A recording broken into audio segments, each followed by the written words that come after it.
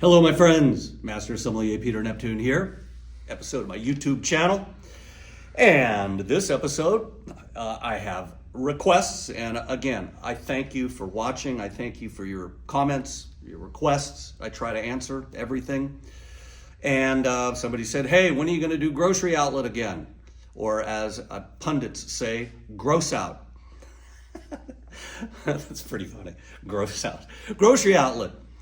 So went there and chose three wines that are under $7.99. They were all $6.99 and under, actually. So hopefully we can find again some really good values. And the thing about grocery outlet is it's an outlet. They buy closeouts, whether it's groceries or wine or whatever. And so sometimes it's a one-off. An importer or a distributor has got 50 cases that they need to get rid of, and so they make a deal, and Grocery Outlet buys it, and it's my understanding that they have a consolidation warehouse, and so pretty much all the stores get some of the wines or most of the wines. First, so I chose three wines. First up, always a good go-to, a Cote de Rhone. A category that you really can never really go wrong, and always a value category. This is a producer called Calvé, imported by Calvé USA, Miami, Florida. Elsewhere, I looked on the net and it said $14.99-ish. Cote de Rhone should be anywhere from probably, I'd say $10.99 to $14.99, and this comes in at $6.99. So do we have a decent bottle of wine on our hands or not? We'll check. Typically Cote de Rhone, there's I think 23 approved varietals. So it's kind of a blender's paradise. Typically Grenache is the predominant varietal with Syrah, Mourvedre, Cinsault, Counoise, Claret, Picpoul Noir, etc., etc. But typically I'd be looking for a predominantly Grenache-based blend. This is a medium ruby color, kind of dusty, and on the nose, it's funny, I did another episode where we tasted a Garnacha from northern Spain, and Grenache shares this kind of red fruit character with this kind of white pepper. So this has red fruit, red cherry, wild strawberry. There's a hint of Provençal herbs, herbe de Provence, a little bit of white pepper, a little bit of clove, so very, very Grenache-like. Typically, Syrah adds a little bit of a peppery black fruit, and, the other grape varieties bring different things to the party. But medium nose, medium intensity, rather youthful, even though it's 4-year-old wine. And no oak. So on the palate.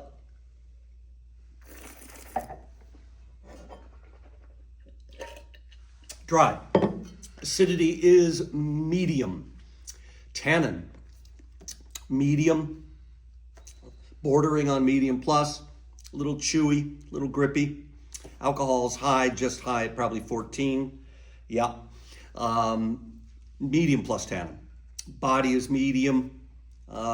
The body of the wine's medium, the fruit saturation, but the tannin are medium plus, but and the finish is medium. Solid wine, good, in a pinch. It's not great. It's just it's a little flat. I would drink it Monday through Thursday, with a burger or something. It's not the greatest Cote de Rhone I've ever tasted, but it's solid. I'll call it just good. And at $6.99, I would say worth the money. I would decant it. There's just not a lot of concentration. The finish is kind of medium. It's not super concentrated, but what do you expect? But it's not fake. Doesn't taste chemical to me, and it's an honest bottle of wine, and so for the price, I think I would recommend it. Next up, 2023 Suelo Life, soil. Life is soil, soil is life. Suelo Life Malbec, Mendoza, Argentina, made with organic grapes. Okay, certified. So no pesticides, herbicides, or fungicides going in. And boy, look, that's purple, huh? There's a deep purple color. It's what we expect from Malbec. So you blind tasting practitioners out there, typically Malbec is what we call, I call it, black light purple. It almost glows in the dark, And so what do we got here? Oh, this is imported by Wine Cellars, Ltd. They're located in Illinois. They're a national importer. Their wines, they import a bunch of cool wines. I know them. I like them a lot, and they always typically find some pretty good value stuff out there.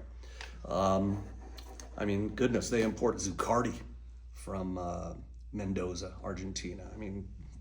Great producer. So what do we got? Black fruit, typical of Malbec. Black cherry, blackberry, black raspberry. Malbec has a little bit of a peppery character to it, a little bit of, not really bell pepper here, but maybe just regular spicy pepper. And Malbec has this kind of interesting dark chocolate, almost like the dark chocolate on a tiramisu, the chocolate powder, like cacao powder. So a very, very honest Malbec nose, no oak at all, and pretty clean. This is, my goodness, $5.99. So let's see if we got a drinkable Malbec here on the palate.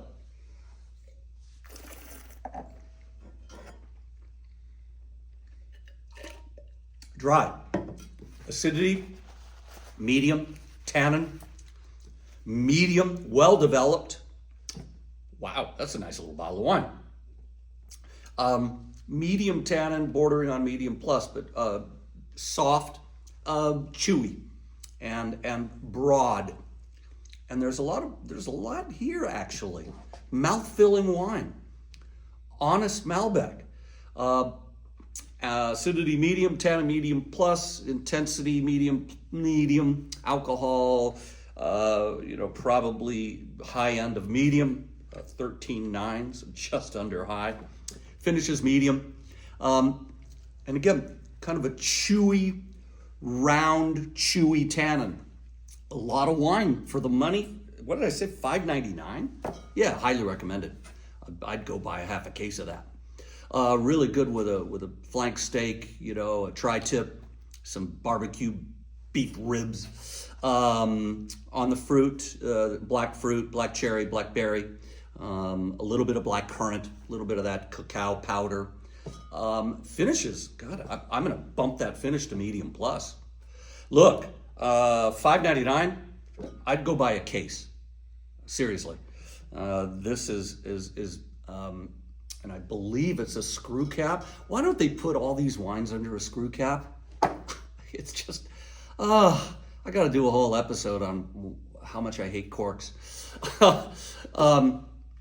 This wine, highly recommended.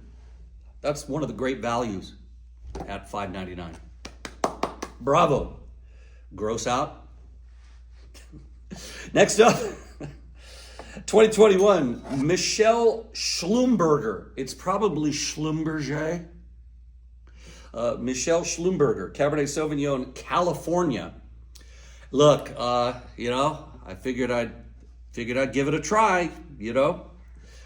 People are always like, how come you only review imported wines?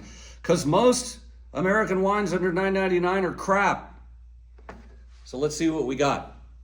I'm going to be very honest and forthright, and no preconceived notions. Pale Ruby. You think they bought the juice somewhere? Pale Ruby. Oh boy. So fake oak. Kind of Kool-Aid. Oh boy, here we go down the rabbit hole, ladies and gents. It's kind of concocted Kool-Aid. I teach in my WSET diploma stuff. You got to pick this stuff out in a blind tasting. You go, oh, wow. This is kind of concocted. Smells like red Kool-Aid.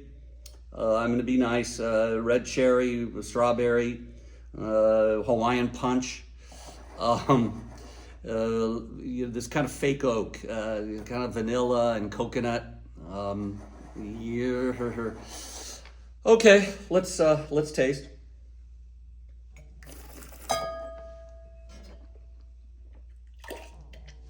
Well, I splash it in my eye.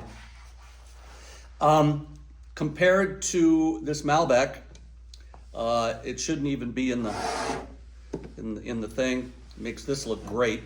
Makes this look like $100 bottle of wine. I don't know, guys. This is just another example of what's going on. Which is why I say these, under $10 American wines. They're just, it's purchased juice. There's a lot of bulk juice on the market now. Wine consumption continues to decline. There's a lot of bulk juice out there, a lot. And so I don't know what to tell you. I can't recommend it. This is barely acceptable. It's fake, it's concocted, there's nothing there. Okay, acid medium, tannin medium, body medium minus, intensity medium minus, finish medium minus. There's nothing there. It's gone. I can't recommend it. I tried. I'll keep trying. I promise. Highly recommended and recommended. So that's Grocery Outlet. This episode. Look, I'd buy a case of that for sure. And that's Grocery Outlet for this episode. As always, I continue doing it so that you don't have to. See you next time.